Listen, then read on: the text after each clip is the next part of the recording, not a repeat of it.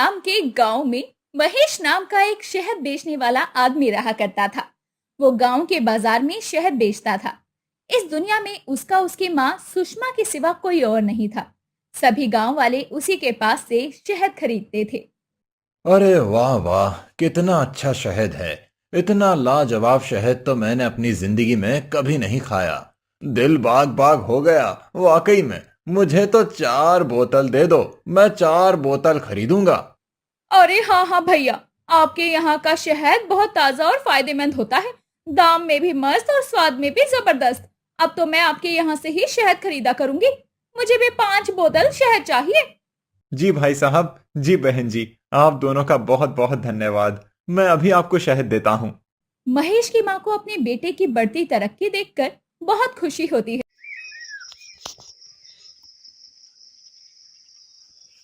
एक दिन सुषमा उसके लिए उसकी पसंद की खीर बनाती है। ये ले बेटा, तेरे लिए खीर बनाई है मैंने। अरे वाह माँ, आज कोई तीज त्योहार है क्या? ये खीर किस लिए? नहीं नहीं बेटा, अब तू दिन ब दिन इतनी तरक्की कर रहा है, तेरा कारोबार इतना अच्छा चल रहा है, इसीलिए मैंने तेरे लिए तेरी पसंद की खीर बनाई है। तुझे किसी की नजर ना लगे। थू थू थू। धन्यवाद आपका, बहुत बहुत धन्यवाद माँ। आज मैं जो कुछ भी हूँ सब आपकी ही वजह से हूँ। आपकी ही वजह से इतना आगे बढ़ पाया हूँ। आपके जैसी माँ सबको मिले।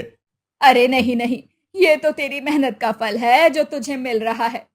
हाँ माँ, वो तो है ही, लेकिन इस पूरी दुनिया में माँ के आशीर्वाद की ताकत से बड़ी कोई ताकत नहीं होती है। हाँ हाँ, ये तो है ही। आता और शहद निकालता था। काफी मेहनत के बाद वो शहद इकट्ठा करता और बाजार में बेचता था। एक दिन वो किसी काम से शहर गया और उसने देखा कि शहर में लोग मिलावट करके शहद बेच रहे हैं और ज्यादा पैसे कमा रहे हैं। उन्हें देखकर महेश के मन में भी शहद में मिलावट करने का विचार आ गया और ज्यादा पैसे कमाने का लालच जाग उठा। ये सारे शहद वाले गुड़ और आर्टिफिशियल स्वीटनर मिलाकर शहद बनाकर बेच रहे हैं। ये लोग कब निवेश में ज्यादा पैसे कमाते हैं। मैं इतनी मेहनत से मधुमक्खियों के बीच जाकर शहद निकालता हूँ, मुझे तो इतना भी फायदा नहीं होता है। अब तो मैं शहद बनाकर ही बेचूंगा। महेश ने शहर से आर्टिफिशियल स्वीटनर खरीदे और गांव वापस आ गया। घर आकर उसने नकली शहद बनाया। पहले जहां वो अच्छे और शुद्ध शहद से 5 बोतल शहद भरता था, अब उसने नकली शहद से 10 बोतल भर ली थी। वो मिलावटी शहद को बाजार में बेचने आ गया।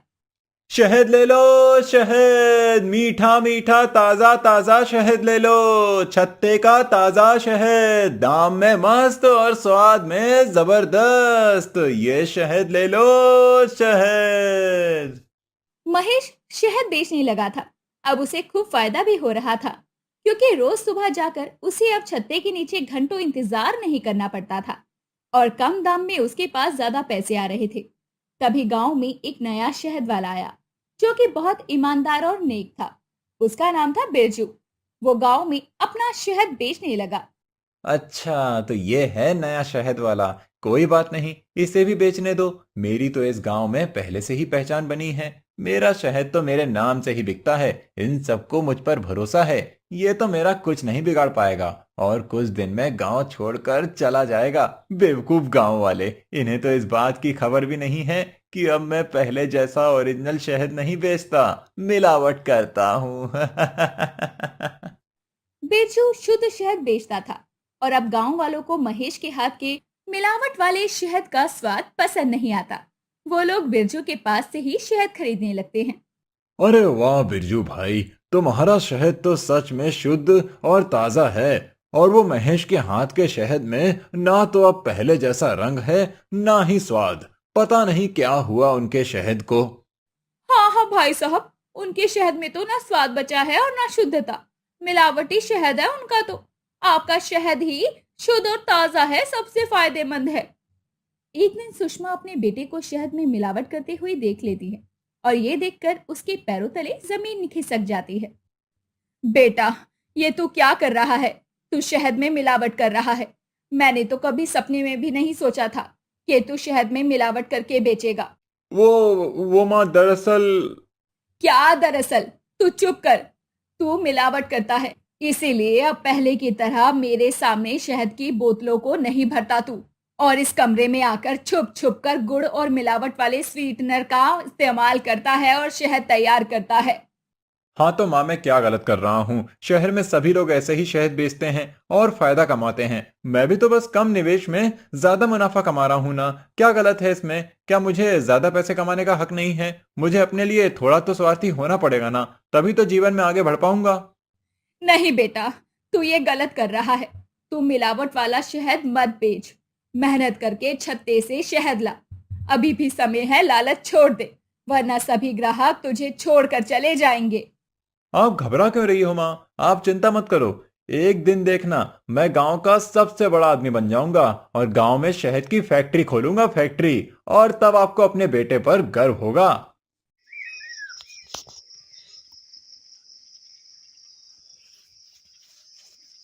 दिन बीतते हैं। महेश के ठेले पर अब मिलावट वाला शहद होने की वजह से कोई भी ग्राहक नहीं आता। वो बाजार में अकेला ही खड़ा रहता था। सारे ग्राहक अब बिरजू के पास जाते थे, जिससे बिरजू को देखकर महेश को जलन होती थी। ये बिरजू की वजह से मेरी दुकान पर कोई नहीं आता है। ये शुद्ध शहद बेच रहा है, इसीलिए सभी ग्राहक मधुमक्खी की तरह उसके ठेले पर ही जाते हैं। अरे मैंने तो पहले ही कहा था तुझसे कि शुद्ध शहद बेच और लालच मत कर। तूने मेरी एक नहीं सुनी, अब भुगत। लोग इतने भी पागल नहीं हैं जो शहद के बदले हुए स्वाद को पहचान ना सके। इसमें बिरजू की कोई गलती नहीं।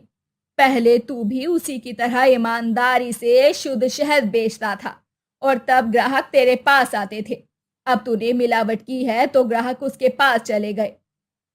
महेश अपनी माँ की बातों को अनसुना कर देता है और उनके बारे में ज्यादा नहीं सोचता। वो बिरजू को अपने रास्ते का कांटा समझने लगता है और वो सोचता है कि कैसे करके बिरजू को रास्ते से हटाया जाए। वो अपना ठेला लगाना बंद कर देता है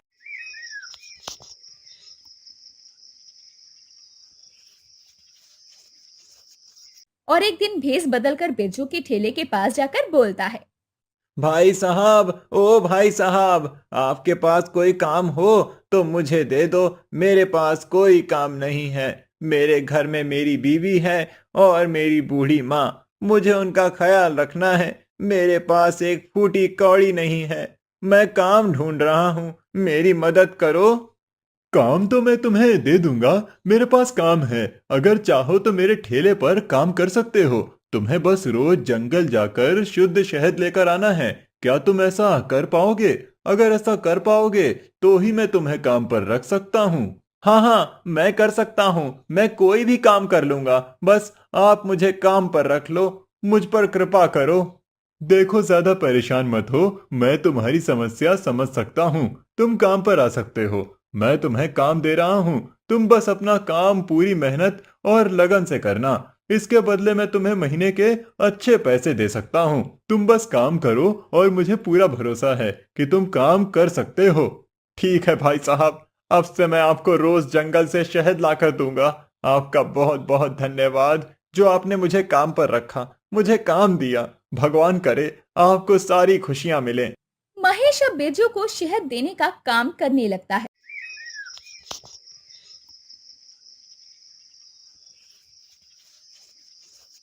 और पहले दिन मिलावट वाला शहद भरने लगता है। अरे बेवकूफ बिरजू, तुझे क्या लगा मैं तुझे जंगल से शहद ला कर दूंगा? कभी नहीं। अरे जब तेरे ग्राहक ये मिलावटी शहद खाएंगे तभी तो वो तुझे वापस से इस गांव से भगा देंगे। तेरी इज्जत जो तूने शहद बेच बेच कर बनाई है ना, अब वो इस मिलावटी शहद में मिल जाएगी। अब वो महेश नया और मिलावटी शहद बिरजू को दिया करता था। ऐसा करते लगभग 10 दिन बीत गए। अभी तक बिरजू के खिलाफ कोई शिकायत नहीं आई। ये सब क्या हो रहा है? 10 दिन बीत गए हैं और अभी तक किसी को स्वाद में बदलाव समझ नहीं आ रहा है। अब महेश अगले दिन से शहद में और भी मिलावट करने लगा, लेकिन अभी तक कोई भी ग्राहक शिकायत लेकर नहीं आया था। अरे यार, ये सब क्या हो रहा है? कोई भी ग्राहक अभी तक शिकायत करने नहीं आ रहा है। मैंने तो इतनी मेहनत से मिलावट की है। आखिर ये बिरजू ने क्या जादू किया है ग्राहकों पर? इस बिरजू को तो मैं... अरे बिरजू, मेरा मतलब भाई साहब, आप... आवाज बदलने की कोशिश मत करो महेश। मैंने तुम्हारी सारी सच्चाई देख ली है। ये देखो। बिरजू महेश को कुछ तस्वीरें दिखाता है जिसमें महेश शहद में मिलावट कर रहा था। वो सारी तस्वीरें देखकर महेश के पसीने छूट जाते हैं और वो चौंक जाता है। ये तो वो मुझे तो पता था कि तुम महेश हो, इसीलिए पहले दिन ही जब तुम आए थे तभी मैंने तुम्हें पहचान लिया था कि तुम महेश हो और मेरा धंधा चौपट करने आए हो।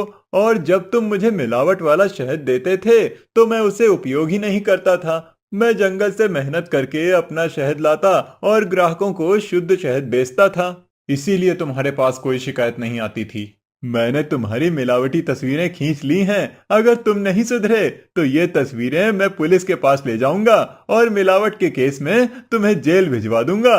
नहीं नहीं बिरजू, मुझे माफ कर दो, ऐसा मत करना, मुझे माफ कर दो।